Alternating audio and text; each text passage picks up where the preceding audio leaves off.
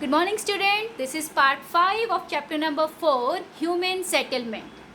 Before this video in part 4 we already discussed about the urbanization in India and the classification of town on the basis of population size along with its map. Okay, so in today's lecture we will discuss about the functional classification of towns.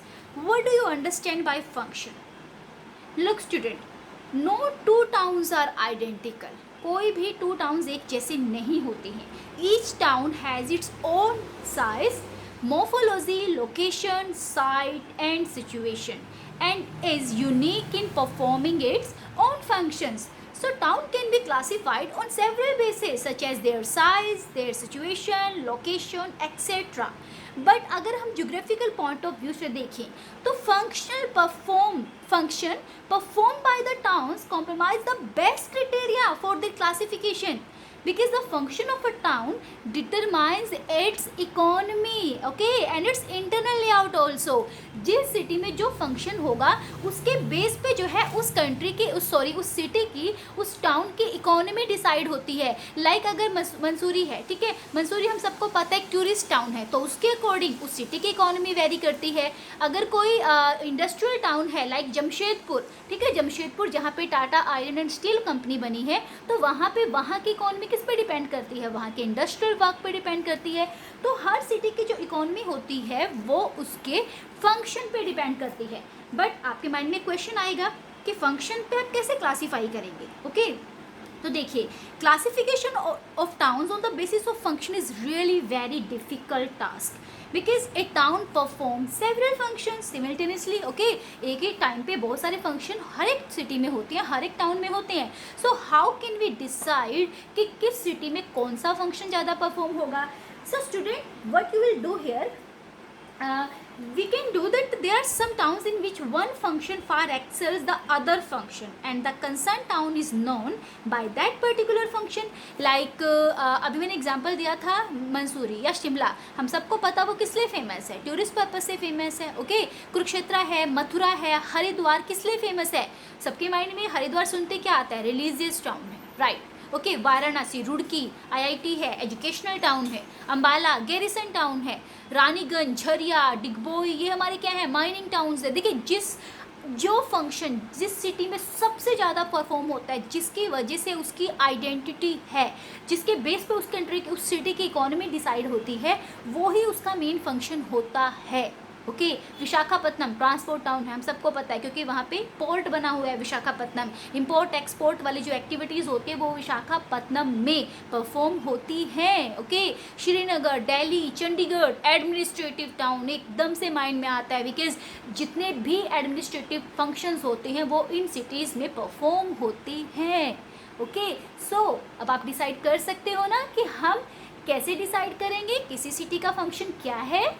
Okay, so let's do and go with functional classification of towns. Okay, first of all, I want to clear you one thing student. This is most important question according to 3, 5 और 1 mark. 1 mark में आपसे example put कर सकते हैं. Identify the category of this town, which function is performed in Varanasi, which function is performed in Hooghly और भिलाई और Visakhapatnam, what ever. ठीक है, आपके पास एग्जाम्पल से रिलेटेड क्वेश्चन आ सकता है. आपके पास ये 3 मार्क क्वेश्चन आ सकता है, आपके पास ये 5 मार्क में भी क्वेश्चन आ सकता है. So you should be very very aware about the presentation of your answer.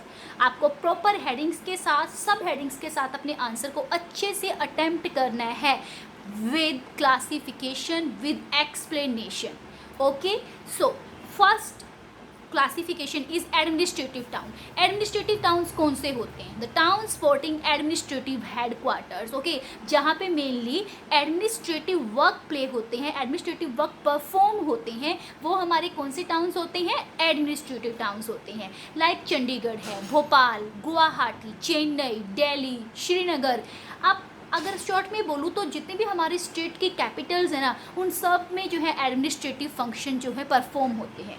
तो वेरी इजी एडमिनिस्ट्रेटिव फंक्शन आप कैसे आइडेंटिफाई करोगे? स्टेट की कैपिटल.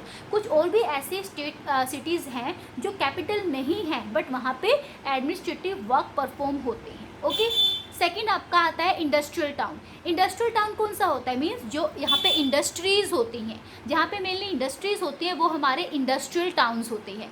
लाइक मुंबई है, मोदी नगर, जमशेदपुर जहाँ पे टिस्को इंडस्ट्री है, हुगली, भिलाई, ठीक है, ये सारे हमारे क्या है इंडस्ट्रियल टाउन है जहाँ पे मेनली इंडस्ट्रीज़ लगी है, वो चाहे आपकी आयरन एंड स्टील इंडस्ट्रीज़ हैं या वो आपकी किसी भी दूसरे मिनरल बेस्ड इंडस्ट्री हैं, तो जो भी इंडस्ट्रीज़ जहाँ पे ज़्यादा लगी होंगी वो इंडस्ट्रियल टाउन्स की कैटेगरी में आएंगे।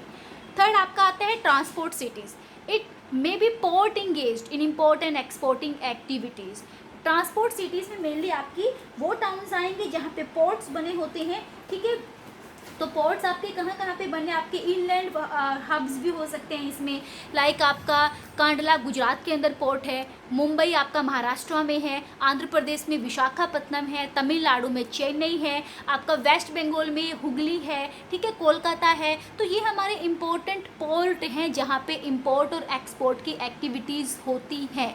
तो ये हमारे ट्रांसपोर्ट सिटीज़ में आते हैं। उसके बाद कमर्शियल टाउन। कमर्शियल टाउन जहाँ पे mainly trade and commerce related activities perform होती हैं, ठीक है, जैसे कोलकाता है, सहारनपुर है, ठीक है, ये हमारे कमर्शियल टाउन की कैटेगरी में आते हैं। मेनली क्या होता है, every town carries on some trade, ठीक है, हर एक टाउन के अंदर कुछ ना कुछ ट्रेड एक्टिविटीज़ होती हैं।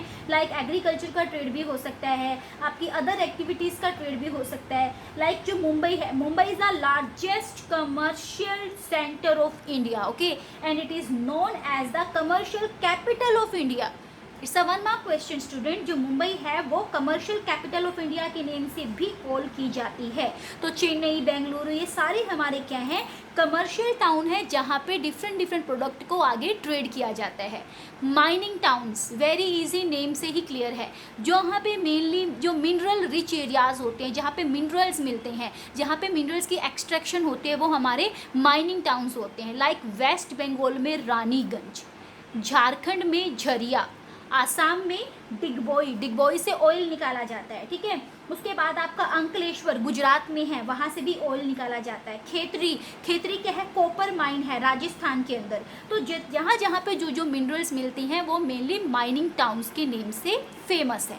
6 आपका आता है कैंटोनमेंट टाउन्स या गैरिसन टाउन्स। ये क्या होते हैं, actually during the British period the British constructed a large number of cantonments which were designed to provide defense facilities।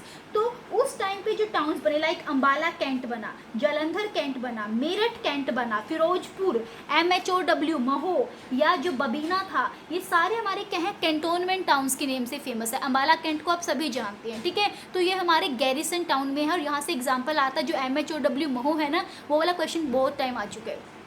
उसके बाद एजुकेशनल टाउन, जो सेंटर ऑफ एजुकेशन जहाँ पे है, लाइक IIT कहाँ पे है, ठीक है, आज से कर लो, अच्छे से माइंड में बिठा लो, IIT कहाँ है, वो सारे एजुकेशनल टाउन्स हैं, ठीक है। जितनी भी आपकी यूनिवर्सिटीज़ हैं वो सारे एजुकेशनल टाउन्स हैं। रुड़की है, वाराणसी है, पिलानी है, आपका लाइक अलीगढ़ है, ये सारे क्या हैं, आपके एजुकेशनल टाउन्स है। कुरुक्षेत्र है, यूनिवर्सिटी है आपकी, तो डेफिनेटली वो एजुकेशन टाउन में आएगा। उसके बाद आपका आता है रिलीजियस टाउन, जहाँ पे मेनली रिलीजियस एक्टिविटीज़ परफॉर्म होती हैं, ठीक है, मेनली जहाँ पे सिविलाइजेशन, कल्चर, रिलीजन, तो ये सारी चीज़ें जहाँ पे होती हैं ना, these are known as religious town. Like Haridwar, Rishikesh, Vrindavan, Allahabad, Dwarka, Rameswaram, Ayodhya, Badrinath, Kedarnath, Ajmer, Kurukshetra, these all are known as religious town. Last is tourist town. Tourist towns means क्या है, देखिए आप सबको पता है कि कुछ टाउन्स ऐसे होते हैं जो मेनली अपनी नेचुरल ब्यूटी के लिए फेमस हैं, अपनी हेल्दी क्लाइमेट के लिए फेमस है, स्पोर्ट फैसिलिटीज़ के लिए फेमस है।